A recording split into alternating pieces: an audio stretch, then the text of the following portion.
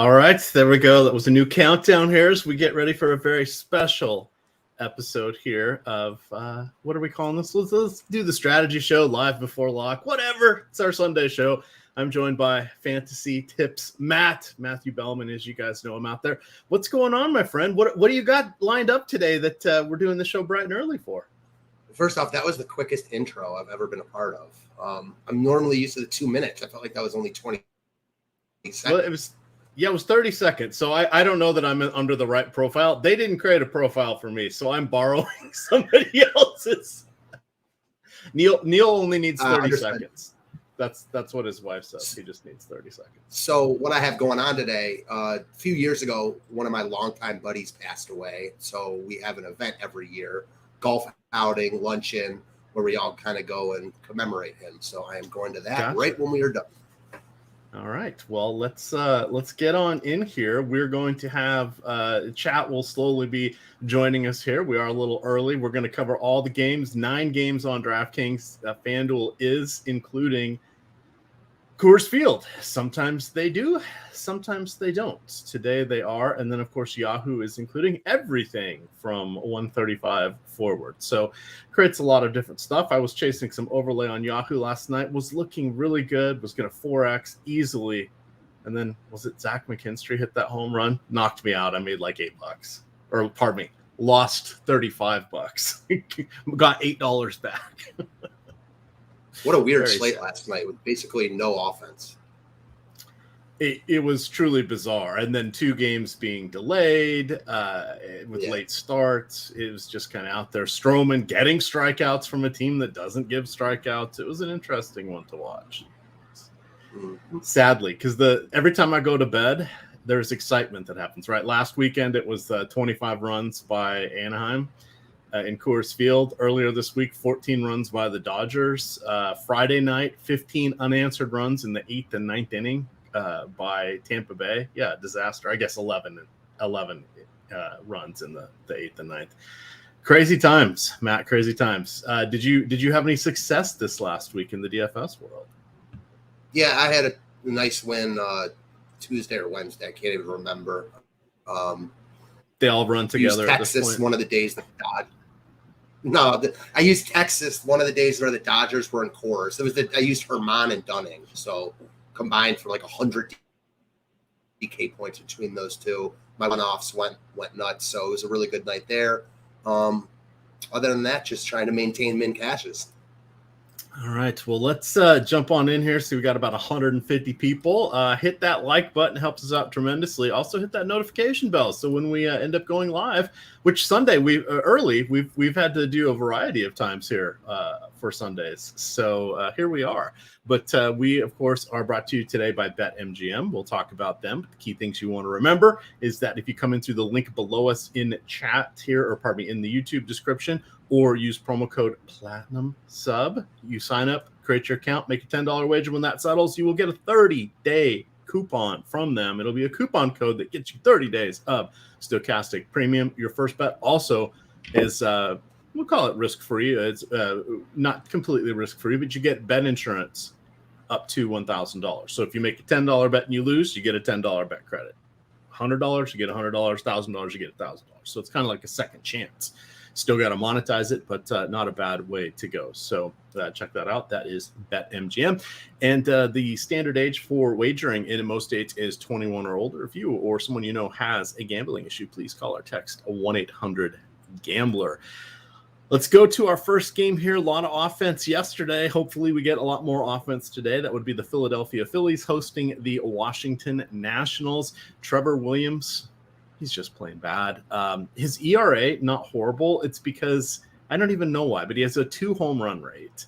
He doesn't go deep into games. It's like he's pitching batting practice. And a 6 implied run total here for the Phillies. It's going to be in the mid to upper 80s with about 70% humidity.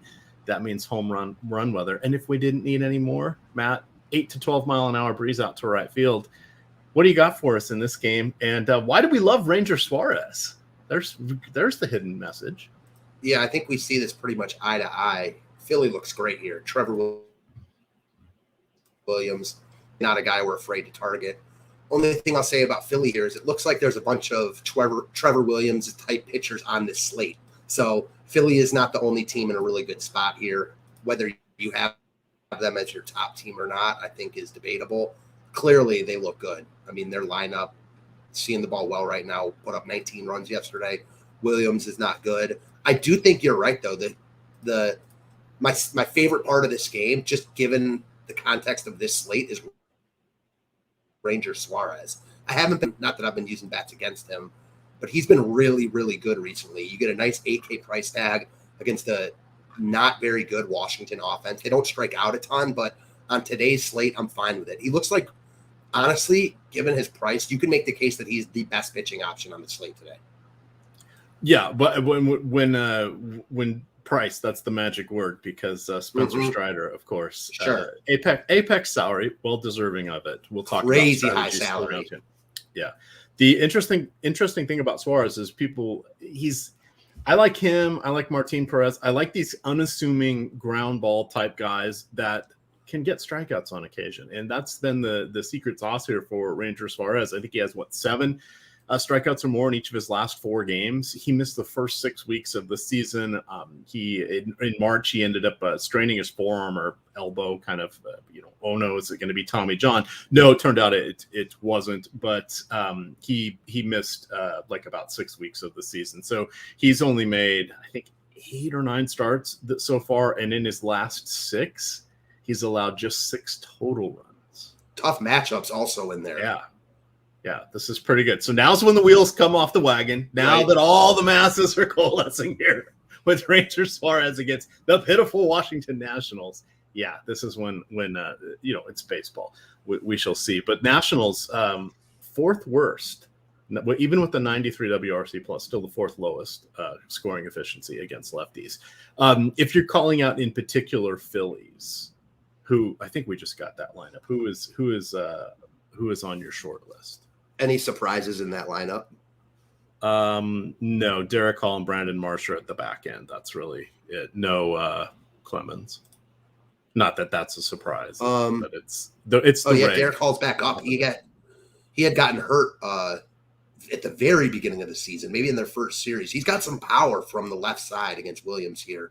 No, there isn't like one bat that stands out. I think it's a team I'm fine to get as a full stack, as a mini stack, as one-offs. I mean, the top of their lineup is elite, very expensive though, so I don't mind at all, getting some value plays in Hall, in Marsh, Bohm with 2 home runs yesterday.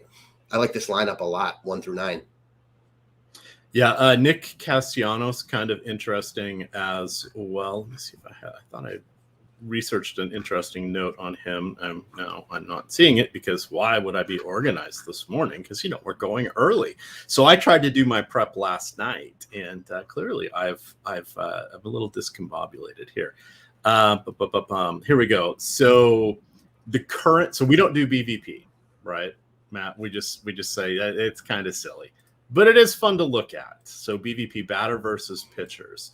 So the current Phillies have a triple slash line against Trevor Williams of 312, 398, so almost the 400 slugging, and then a 670 OPS there. 10 doubles, 10 home runs, so that's 20 extra base hits in 112 at bats.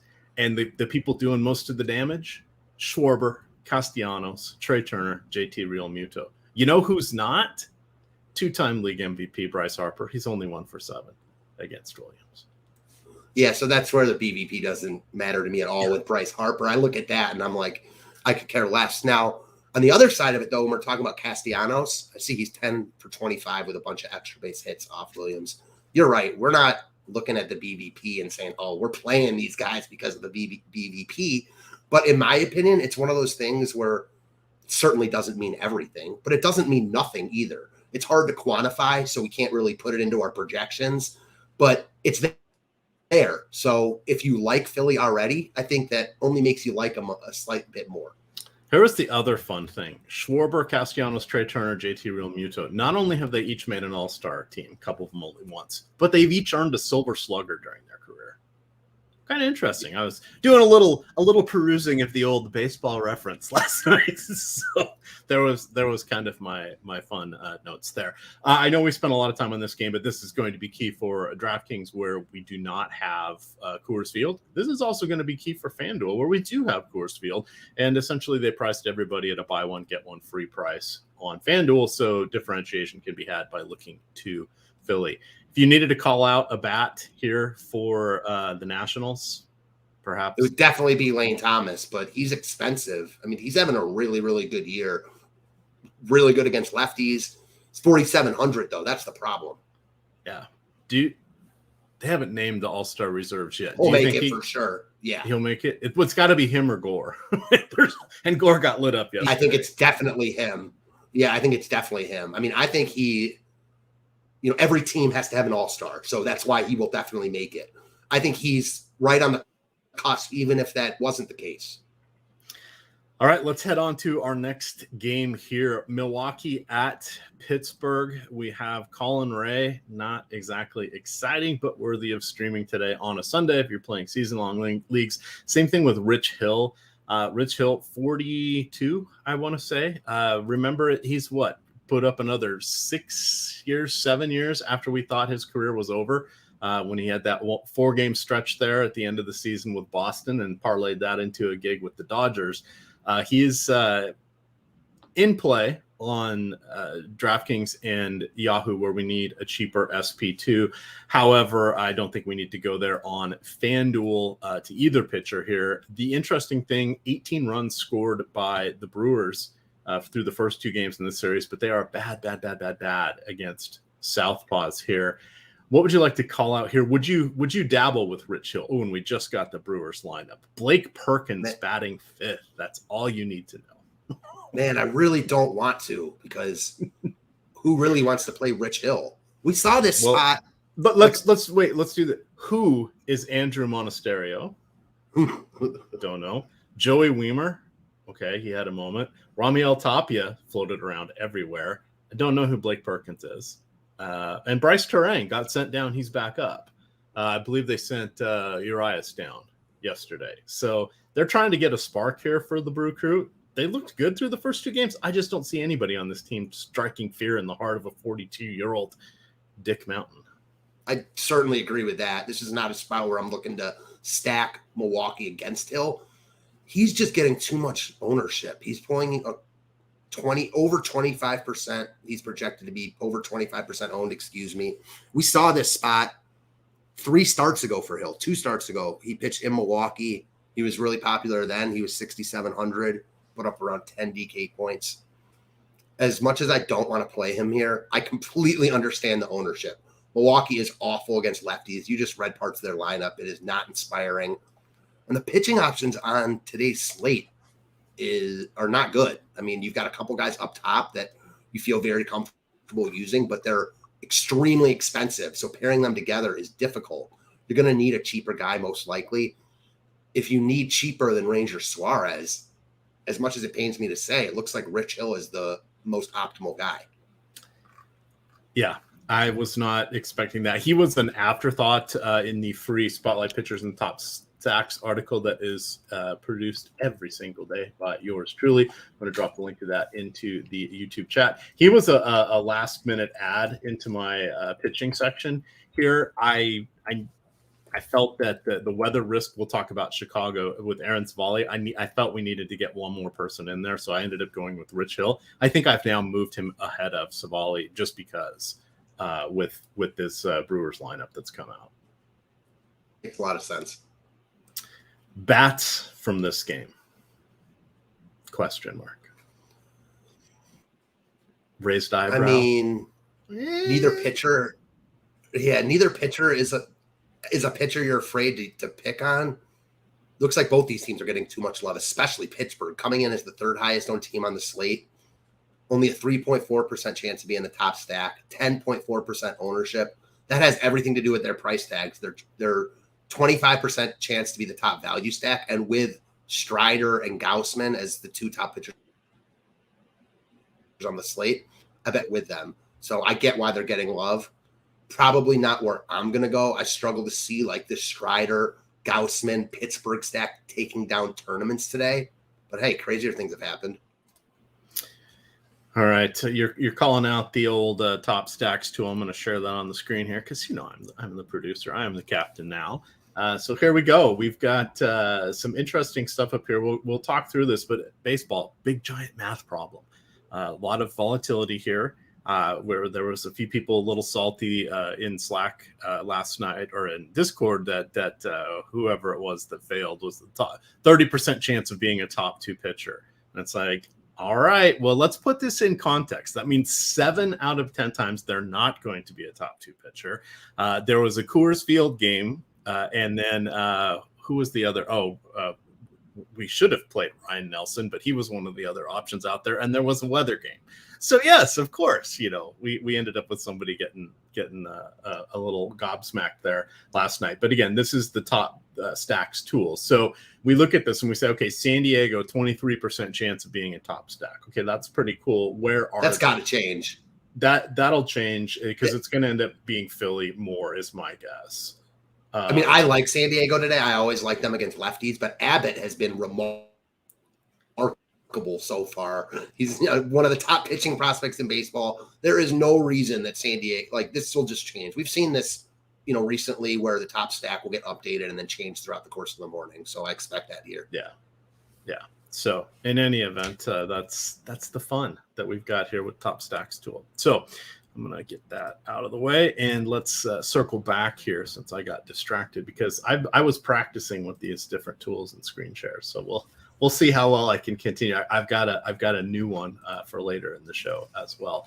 But looking back at this, some of the Pittsburgh bats, did we get Santana in the lineup? I was worried he may not play in the day. We don't have that lineup yet. I was thinking Santana might sit today, day game night, or just because it's an early Sunday game. But he would probably be my number 1 option. Jack Sawinski would be number 2 going against Colin Ray, who is adequate. There we go. He's adequate. I know Brian Reynolds is supposed to come back any day now. So it could be today. What was his injury? Back injury. He's been day-to-day the past couple of days. I think he got called. He was off the IL on Friday. Eligible to come off. Yeah. He was trying to return on Friday, it says here. So, I don't like, sorry, NBC Sports Edge. I do not like your new format. You took something perfectly. I remember growing up for year-long fantasy, it was Roto World. I mean, that's just Roto World. Well, even though they call it in the top, they still have a drop down for Roto World. You can't really do the search anymore for Roto World. It doesn't come up. It goes Roto World. Much different. That's how I would always type in the players, and then now it's just massive white space, which is just it's like I don't need to see a giant picture of the player. Just give me the news, and then you have to make 2 clicks to get to the news. It's like what are we doing here? Taking a perfectly good thing and ruining it. So. Shout out to you, NBC Sports Edge. Pay Matthew Berry more. There you go. All right, little diatribe there, but I was getting some stuff set up for our next screen share. Anything else from this first game? Second. No. Okay, let's get into the fun here. Spencer Strider up next. It's going to be in the low 90s today in Atlanta. You've got Strider, who is phenomenal. Who is the current front runner for the National League Cy Young right now? Are you aware? Yeah. Gallon is second, I believe. He was first yesterday. Blew my mind. Well, okay, is Kershaw second? Is Kershaw second? Kershaw is second, and Strider is third. Yeah. Third. Which I thought it was going to be Strider. Yeah, Strider hasn't been – his strikeout stuff has been elite always, but over the past month and a half, I know he had a great start last time out. He hadn't been as dominant just on a basis. That said, he's the best DFS pitcher out there, especially with DeGrom out for the year. Even at his increased price tag, if you can make it work, he's the top pitcher on the slate. I don't think he's the ultimate priority that, we had seen when he was 10K or under. That said, I mean, I don't think anyone's going to argue with you for playing Strider here. No, and it's doable to get to him on DraftKings. Mm-hmm. only because Coors Field isn't in there, and there's enough. We'll have enough Sunday value that you want him as your main cash game pitcher. We'll talk about definitely. Yeah, we'll talk about Gausman. You could also go Gausman and Suarez. Suarez is just he's going to be on half my lineups for draft. Looking at ownership now, Gausman's projected to be slightly higher owned than Strider, and I get it. That is better for Strider, but man, he's almost $2K cheaper. Like I understand it. So I think that between Strider, Gausman, Suarez, and Rich Hill, that's where basically all the pitching ownership is going to go today. Yeah, which makes a lot of sense. So here's my notes. I said Strider's at a salary on DraftKings $12,800. That's a level we rarely see. He had a couple tough outings, one in Detroit and then one at home against the Mets. He allowed 13 runs over those 9 innings. His last 2 starts, 19 strikeouts across 13 innings. That was at home against the Twins and then in Philadelphia taking on the Phillies. Miami is definitely improving on offense. I mean, when the real captain took over, when Jeter took over, I thought it'd be a gazillion years before this team would improve. But yet somehow Jazz Chisholm has been great. Luis Arias has been a nice move for them. And then Soler's okay. I mean, they're not bad. They're not like terrifying. They're not bad at all. Not bad. And that makes it a little tricky for Strider. People agreed. I feel like the consensus likes picking on Miami more than I personally do. Mm-hmm. I'm not for it too, but I think they're better than people give them credit for. Go ahead. Yeah, they're not the easy marks. They're not the Detroit, right? They're not Oakland. They're not putting up double-digit runs once a week either, but they're not getting shut out every other game. You just mentioned 3 bats, Arias, Soler, and Chisholm. Those 3 guys, and they've got other bats in their lineup, are easily better than any 3 on the teams you just mentioned. Mm-hmm. Yeah, it's and even if you look at their not even their worst players, their lesser players, it's backup catcher, whoever ends up getting in. Jesus Sanchez, he's going to be down towards the bottom of the order, but he was batting 5th or 6th last year. So, Joey Wendell's in there, Garrett Cooper, these guys, they're not bad. Segura. Yeah, that's pretty solid. Yeah, I mean, this team is like in the playoff. If the season ended today, not that this matters for DFS, they'd be in the playoffs. They're 2nd in the NL East right now. They have a better record than the Phillies and the Mets. All right. Oh, I see in chat, K-Town's Finest says, what do you think about Hill? Just rewind a little bit. I'm not fancy enough yet to have the sidebars with the teams on them. I'm thinking about how to do that. But I'm producing today, so I don't want to get at too many moving parts because then when we're doing this right up till lock, things go sideways. But we'll work on that. But we're going in chronological order of start times today as best we can. So that was the second game we covered. How are you feeling about going against Sandy Alcantara here? He is, of course, the reigning Cy Young award winner in the National League. That was T. McBee. I traded him Sandy Alcantara in our season-long Dynasty League, and he likes to refer to his Cy Young as a Lifetime Achievement Award, even though it was just for one season. He had a great season. He had, 6 complete games, complete game shutout, a ton of innings, but he doesn't have strikeouts. He can't back this up. You're going against the Braves. My God, the Braves have an amazing lineup here. Just up and down. It's just an embarrassment of riches. That phrase comes out of my mouth almost every weekend when we talk about them here. I see zero reason to not roll with the Braves here. Alcantara's good, but he's not great. And the regression monster has chewed him up and spit him out at this point after last season. So I agree with most of your points. Very hard to make a case for Alcantara here, just given the spot, his lack of strikeouts.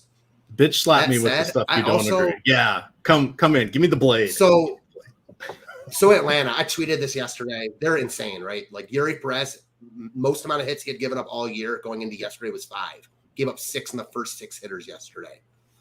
Problem with Atlanta today is, going back to the first point I made when we were talking about Philly, there's a bunch of crappy pitchers on today's slate. Alcantara is not one of them. He's not having a great year. He's certainly not going to be the Cy Young against this year, but he's not a guy I'm looking at where I need to pick on. Secondly, the price tags. Like, Atlanta is the most expensive team on the slate still. They're facing Alcantara. So can they go off? Sure. I mean, they went off 2 days ago for a monster game. Yesterday looked like they were going to go off again. They had decent games all around. Our top stack tool likes some 5.6% chance to be the top stack. Only 2.6% ownership. They're one of the only teams like coming in under owned. That said, I can't prioritize them here because that means that I'm going to be prioritizing a Rich Hill and another really cheap pitcher. Okay. Totally fair. The 6,500 for Olsen, 6,600 for Acuna. We don't even get Coors Field hitters that priced high anymore. Yeah, I think we saw like Ohtani and Trout. That's about it. Yeah, and they're in that 6K range most days. So the DraftKings algorithm, it's interesting to see it evolve over the years and just play favorites with some of these hitters and just others it completely ignores. We're all dealing with this. The nice thing about DFS, we're all dealing with the same parameters here. So it's not like, oh, I got screwed because of X. No, it's the same price everybody's got to pay. But it's just interesting to see how it's been playing out this year. But again, it is funny.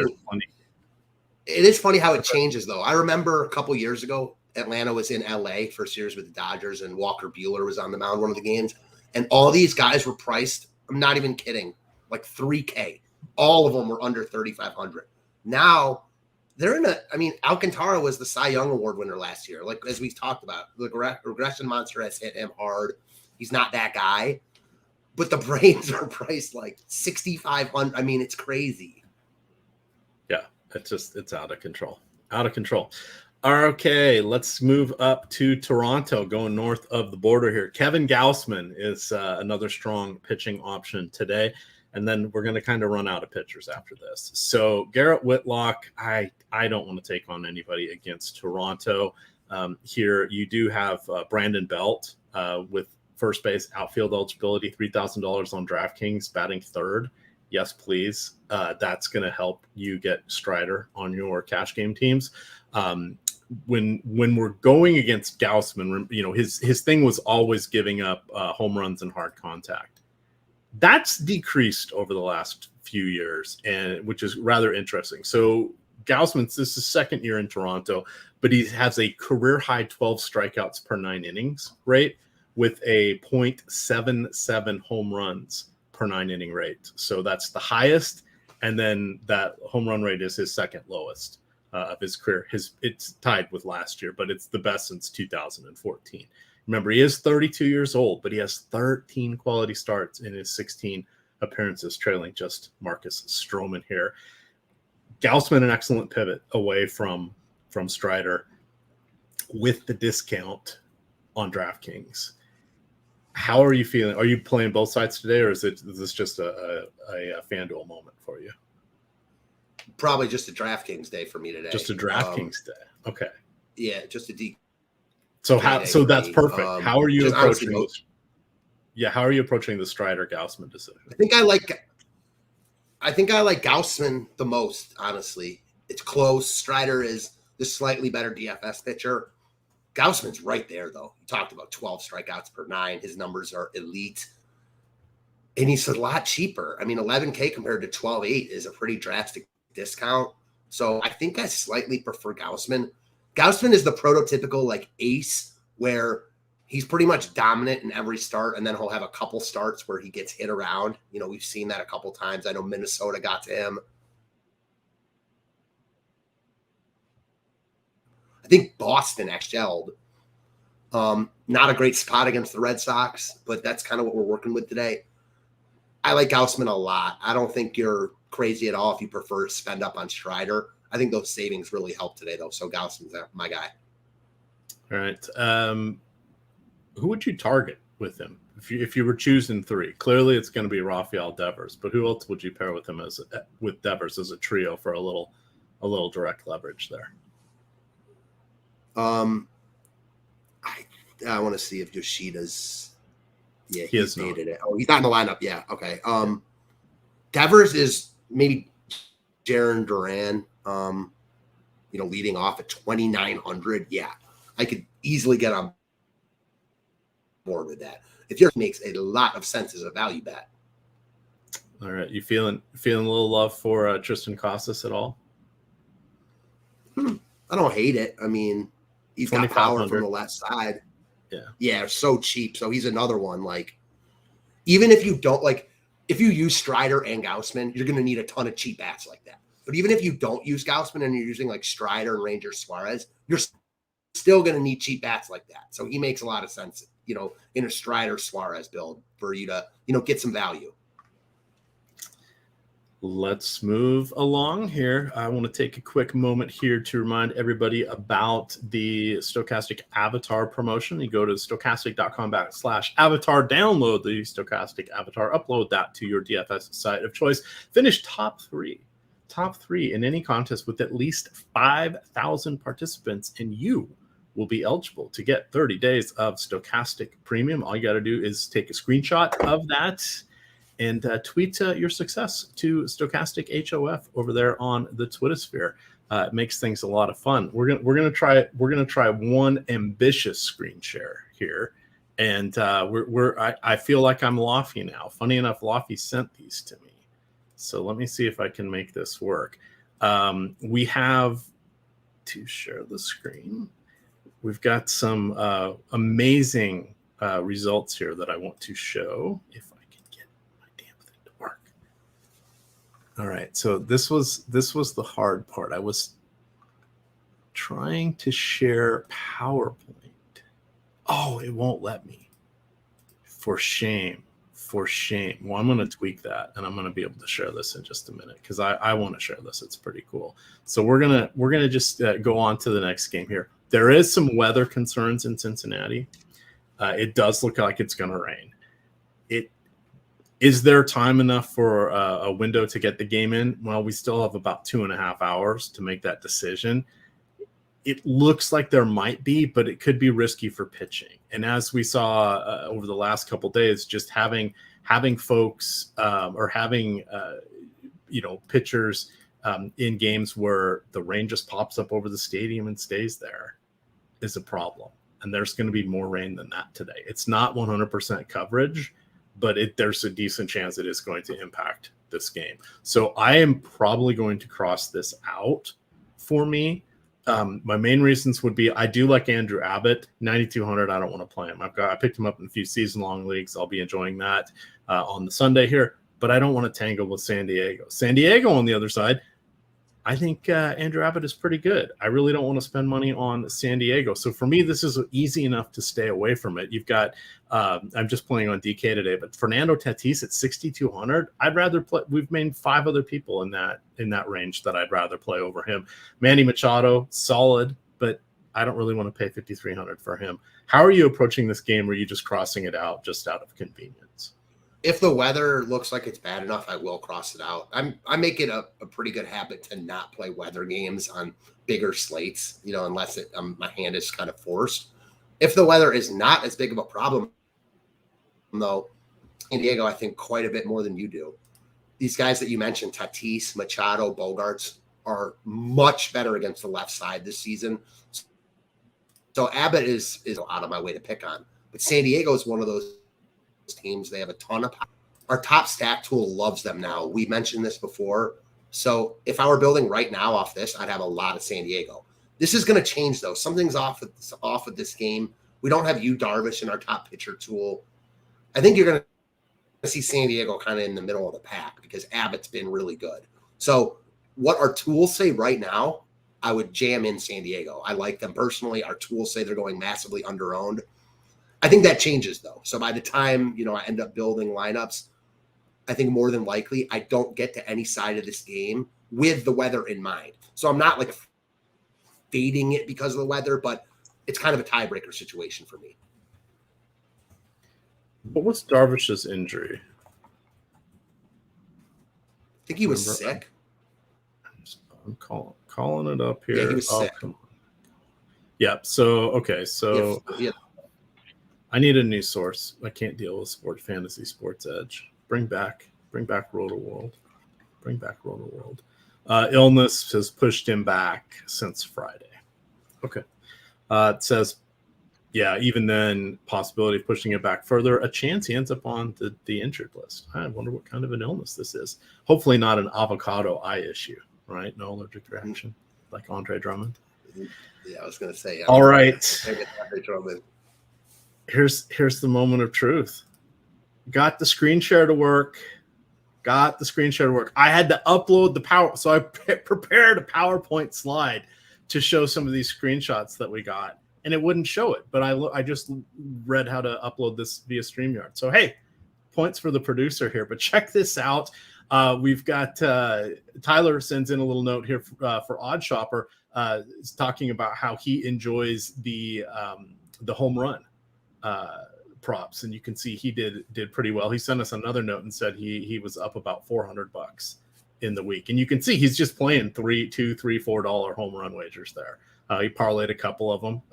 It's a little fun money, little mad money. But if you get on a little heater there, save that bankroll and then get yourself something nice. Get your wife something nice. Or your significant other. They won't complain about DFS anymore.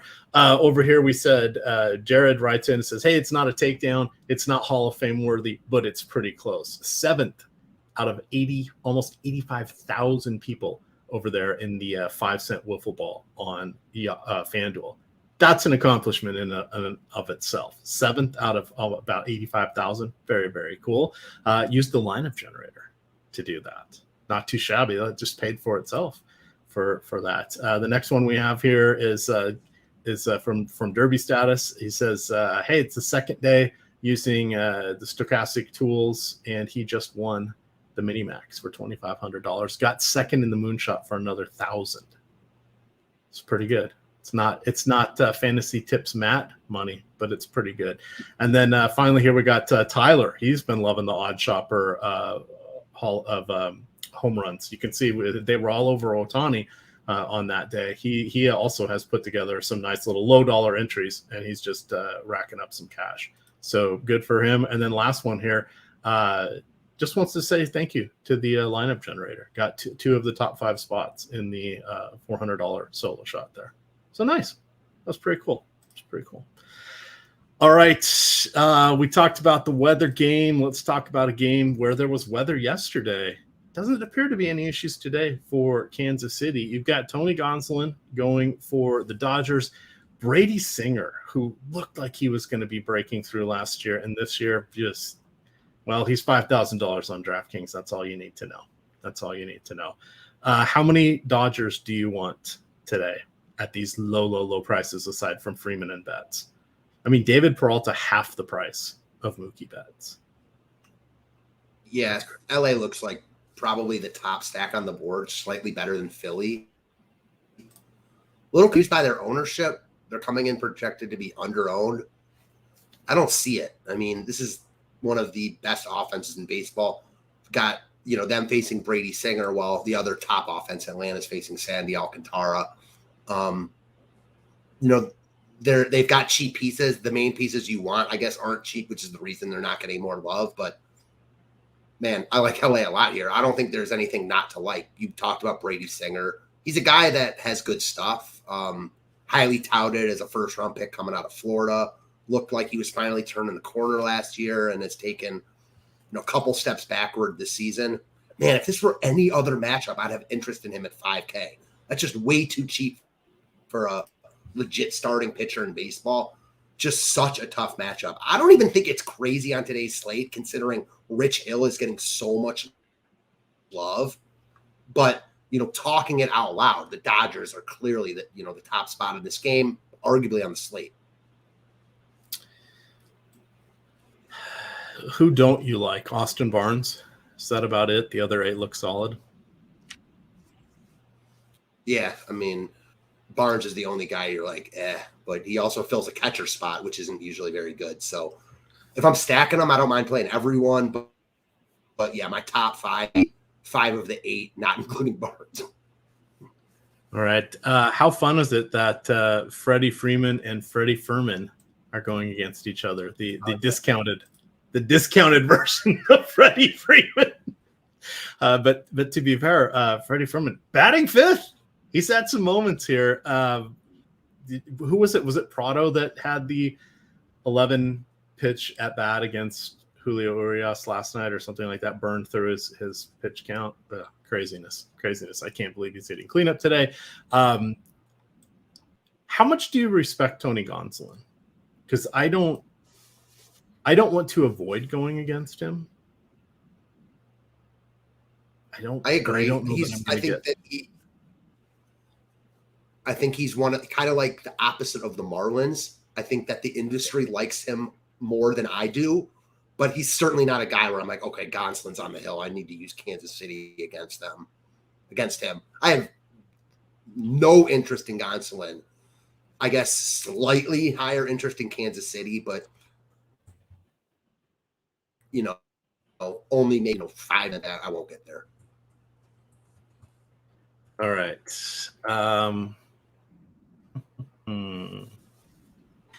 Interesting. Who are Freddie Freeman's parents? I'm looking this up for you I don't think it's Felix Fermin's. No lineage to Felix Fermin, as best I can tell, Steve. But yeah, very sad. I believe his mother's name was Rosemary, if I'm reading the right thing. So no relation to Felix Fermin. Sadly, in spirit, yes, former Mariner Felix Fermin. You were talking about. You said Freddie Freeman, but you mean who are Freddie Fermin's parents? Fermin, sorry. Oh boy, the alliteration is okay. Good. No, I always think about Felix Fermin also. Former Indian. He was in the Omar Vizquel trade, I'm pretty sure. I was just going to say the Omar Vizquel trade. Oh, miss Omar. He was such a good player. So my favorite play ever. Cleveland. Yeah, the end of the Chris Bosio no-hitter, where it's a chopper that goes over Bosio's head and he jumps and he knows he's not going to get it and he just slumps. And there's Omar Vizquel running across from shortstop, barehands the ball, throws it to first. Bosio turns around and gets that great shot of, yes, he got the no-hitter. That was good. Lived in Seattle at the time. So that was go Mariners. Go Mariners.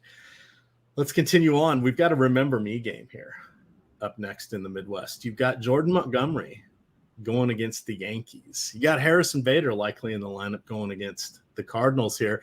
A couple of good pitchers here. We talked about the 4 pitchers we liked. Garrett Cole did not make the list.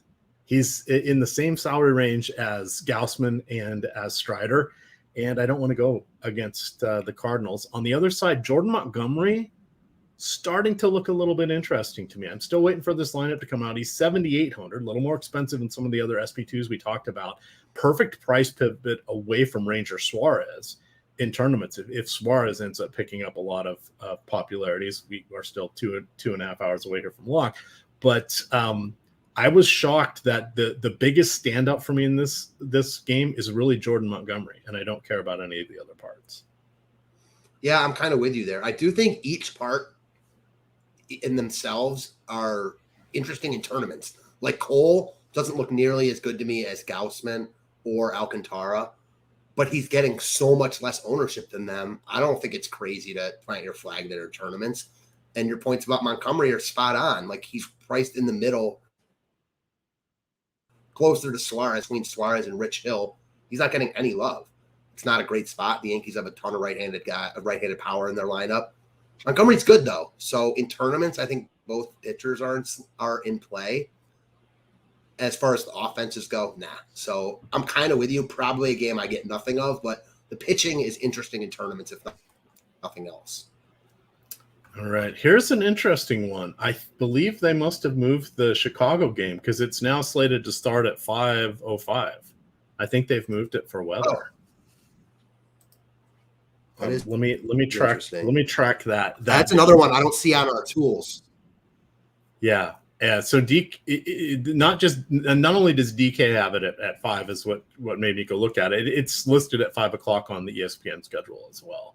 So my guess is they may have moved it. I'll track that down on Twitter here real quick. But it's would be fun, and then I'll go look and see if that window changes. Okay, here we go. An hour ago, it was announced the start of the Cubs Guardians game at Wrigley Field has been shifted to 4:05 Central due to forecasted inclement weather.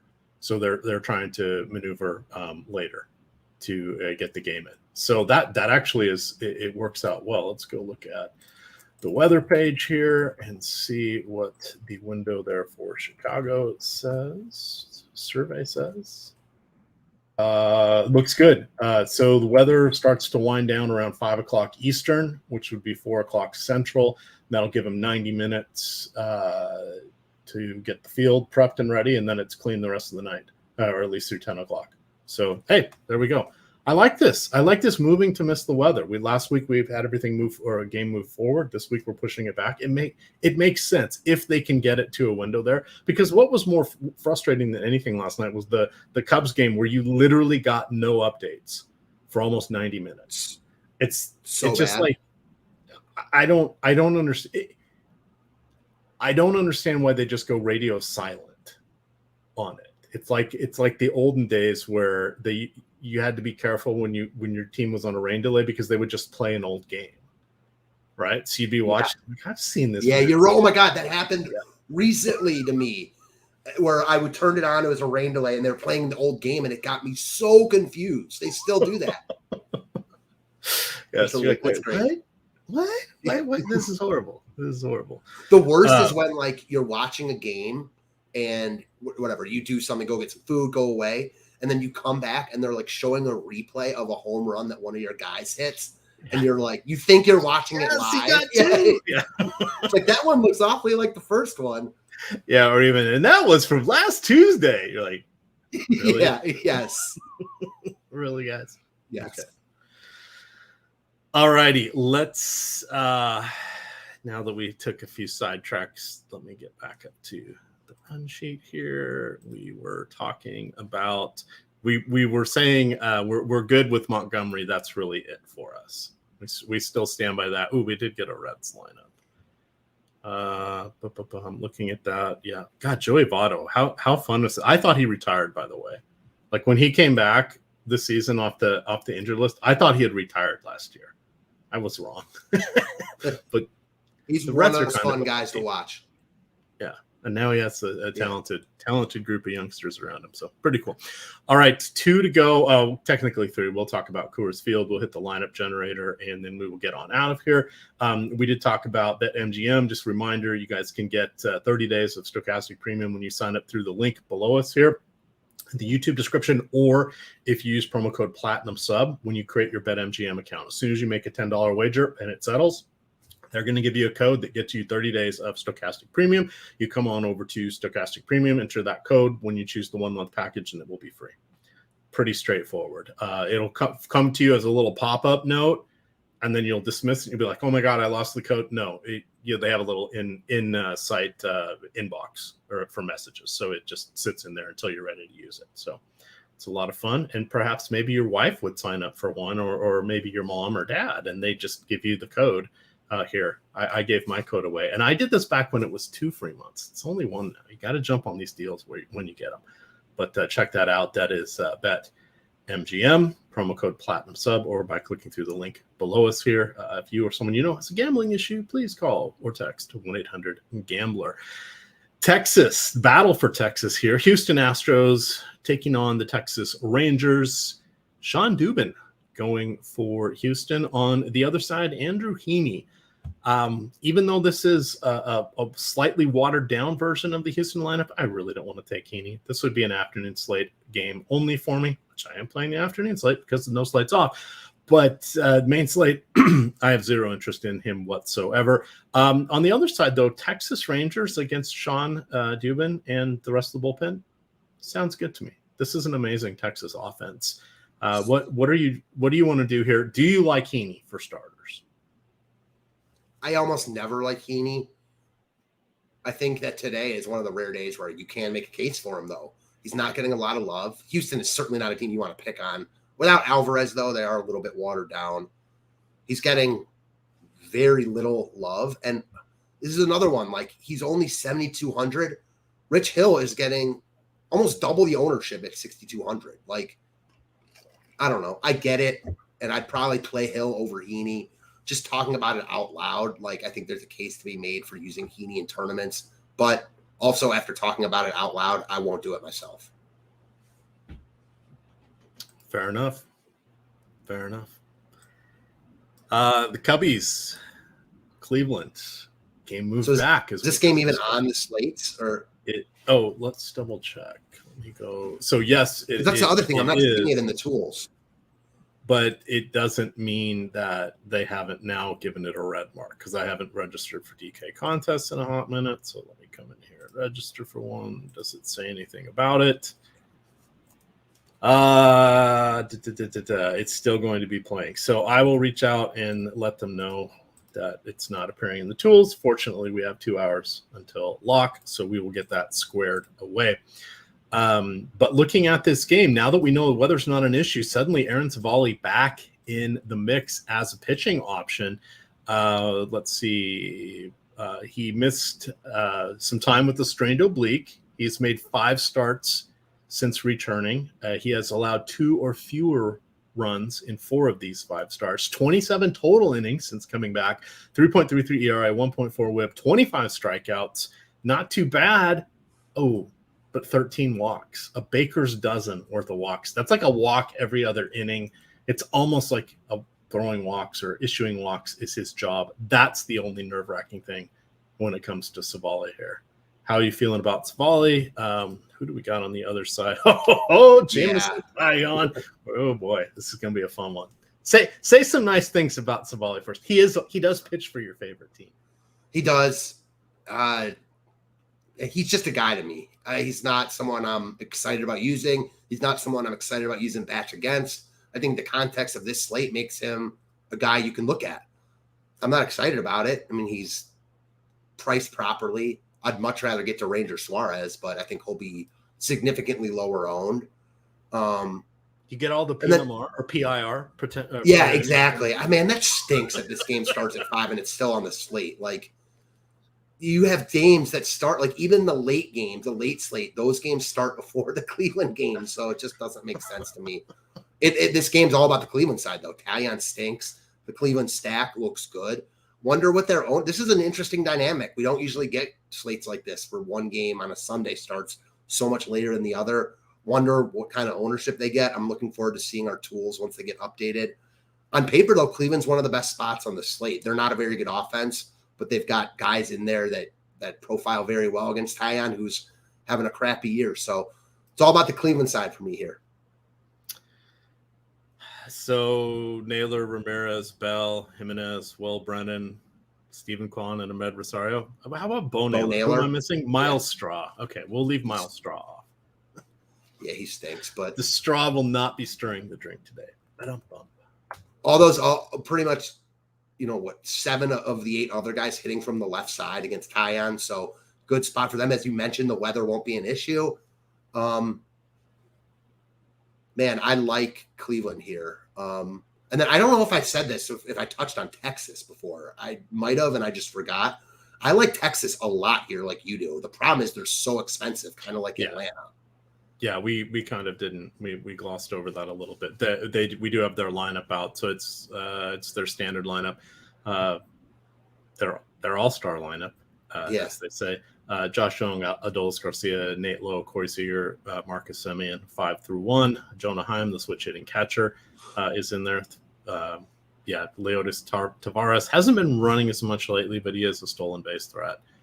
But he's the guy that helps you discount things at 30. Cleveland's cheap. Also, going back to Cleveland, they're cheap. They're never really expensive. J-Ram's always priced up a little bit, but that's it. So Cleveland looks really good here. Yeah, and now that the weather is not going to be an issue, I think I will be going to a fair amount of Cleveland. We're unlikely to have that starting lineup that does tend to sway people a little bit when we don't in these situations. So I think that's rather interesting. All righty. Oh, please say I didn't close out of stream here. No, there we are. Okay. I wanted to call up Taillon here because I have written up picking on him so many times recently. Let's see if a 6.9 ERA. Nice. He has in his last 5 starts allowed 5.6 ERA. In his 5 starts in June, he had a 10.9 ERA. Hey, April looked pretty good. 4.5 ERA. No home runs allowed. And even more strikeouts than innings pitched. Can't say that about his other months. Walks are just a major issue. 16 walks in his last 11 starts. That's not good. That's not good. Coors Field. This is a FanDuel only. So let me go down here to see who is playing. Oh, why am I not finding the Rocky? There we go. Matt Manning, Connor Siebold. So none of them are interesting. Connor Siebold pitches like he's in Coors even when he's not in Coors. This will be just the third start in the show for Manning. He did start on Tuesday. Went 84 pitches, 5 2/3 innings, but 4 walks. He started a bunch last year and the year before. He is 25. Today will be his 34th career start. He was their first round pick a couple of years ago. Came, with a ton of pedigree. Hasn't really put it together at the major league level. This certainly isn't a spot you're looking to use him here. I think that the fact that the Coors game is only on FanDuel is important to touch on, because I know Adam has made this point a lot recently about the Tigers and Coors, and that their lineup stinks, and that they're really not any more likely to hit home runs than teams outside of Coors because their lineup's so bad. He's been right, and home runs are so necessary on DK. Obviously, you got the McKinstry home run last night, but the only reason that was even viable on that slate is because that slate had basically no offense. So I think that the reason I'm bringing that up is because on FanDuel, the home run isn't as important. Stringing together a bunch of hits and RBIs means more on FanDuel than it does on DK. So I think that these two offenses look elite. Right now, we have them with the same top stack percentage, with Detroit getting a significant amount more ownership. So inherently, I like the Colorado side in tournaments. I think the Detroit side is going to be easier to fit with a top tier pitcher. They both look great.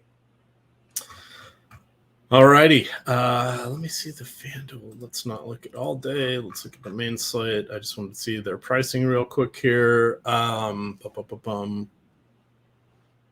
Yeah, this is buy one, get one free. Mm-hmm. Even for the Rocky side of things. The most expensive player is Nolan Jones at $4,000. Everybody else is $3,500 or less. FanDuel got a FanDuel. But you know what? Let's look at the lineup generator real quick, and then we'll do top stacks, throw out a home run call, and we'll get on out of here. But producer me is sharing the screen for the lineup generator. So this is one of the fun tools that we have. We're going to do FanDuel here just for fun, but you can get this package for it's $9.95 a week, but it is 50% off your first week with the promo code SCORE. So we are on choosing our stack type. So on FanDuel, you can go 4-4, 4-3, 4-2-2. DraftKings, you can go 5-3, 4-4, and 5-0. Let's choose 4-4s just for fun here. You can choose what type of lineup you want to use. You can pick any kind of lineup. You can ask for chalky, balanced, contrarian. FanDuel, it really doesn't matter, but let's pick chalky lineups because you'll see they're actually not quite as chalky in baseball as one would think. Looks like Spencer Strider. Let's just lock in Strider and see what happens. And let's look at some of our lineups here. So we build out our lineups, and you can see across the top here, it tells you how much of the salary you use. It gives you the ownership amount, and then it tells you where these are in the lineup. Now, the interesting thing about ownership here, look at that. Nelson Cruz, 5.8% owned. All of a sudden, that's actually not as chalky as basketball, especially the NBA Finals. But even Javi Baez at 15% isn't overly chalky. So that's kind of interesting. You can save up to 20 lineups. You like a lineup, hit save. It puts it in the holding queue. You don't like a lineup, hit discard. You can go to the portfolio and see exactly what you have. You can add in more lineups here. You can replace just particular players that you don't like. And then you can also, like here's one with Ranger Suarez. Say I don't like him. I'm going to move it. I need it to move it to somebody below whatever Suarez is. So he's 9,800. So I could just put in Jordan Montgomery there, and bam, the otherwise perfect lineup. Now I've tweaked it. And I'll save that one. You get everything saved in your holding pen. You hold up to 20 at a time, and then you can download them into your template for your DFS side of choice that you are playing.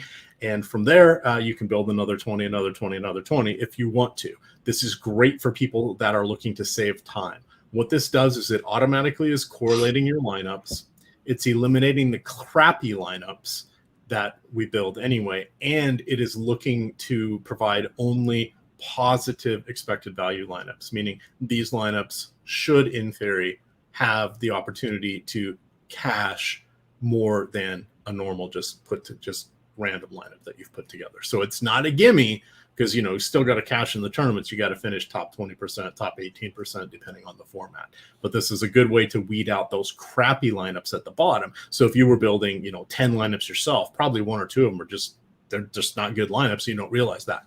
This would stop you from building those. So it kind of pays for itself. So even if you're playing $10 a day and you don't have an optimizer or whatever, this is a cheap way to kind of have an alternative. So it's a lot of fun here. All right, who are your top stacks officially, Matt? We talked about a bunch that look really good. I'm going to go off the board a little bit. They've been really good to me this whole year, especially recently. Give me Texas as my favorite stack on the board. They're expensive. They're hard to get to, but that means they won't be owned. So you mentioned their lineup is basically an all-star almost at every position. I like Texas a lot here. How about you? I'm going to guess Philly. I still am going with Philly. Yeah. That's just, I got that vibe when we first went, even though that was the first team we talked about it, that was just your team today. They're my number one. You know who number two is now? Cleveland. Your team. I like Cleveland too. I also like Cleveland. Just weird dynamic there. Should we do a home run call? Who you got today? I am not going to pick somebody from Philly. I am going to say, Brandon Belt. Brandon Belt will hit a home run. I am going to go with someone from Texas. Give me a Dolis Garcia El Bombi. All right. That sounds good. Chat, who do you like here for your home run calls? Drop those in.